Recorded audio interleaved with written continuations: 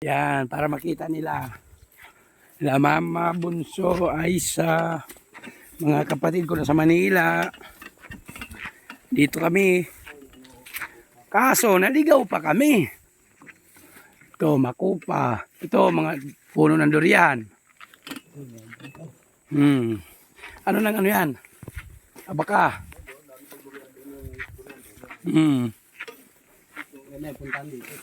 Yan, namumunga yan. Nalaglag lang. Ano to? Durian. Oh, madami mamunga yan. Ako paboritong dun sa durian. Ito, subukid.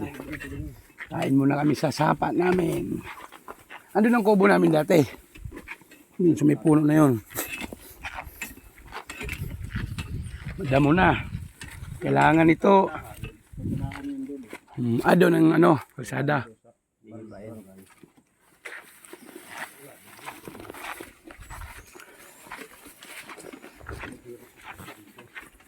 Yan o. Meron kayo niyan?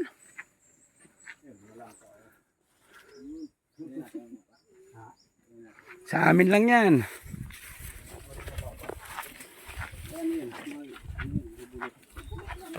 Yung.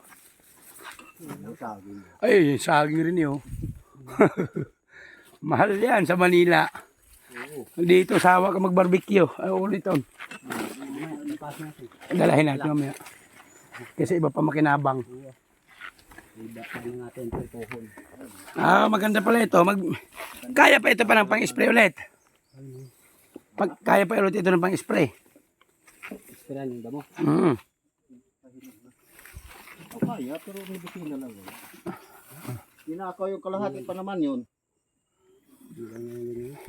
Pagbalik niyan, iba na mayari. Kunin na namin kahit hilaw-hilaw, kami magpahinog ng pinya. Nakawin natin yung sariling talim ni Mama. Ayun o. Doon sa kabila, marami rin eh. Nakain ng ano.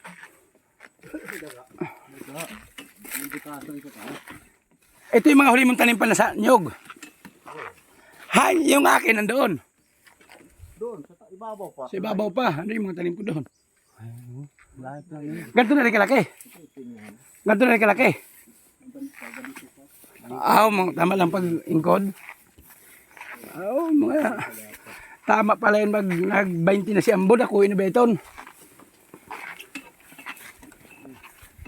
Dami palang tanim. Pinya. Pinyahan to. Dito yung kubo namin dati. Ito, guide ko na lang mga kapatid ko doon sa Manila.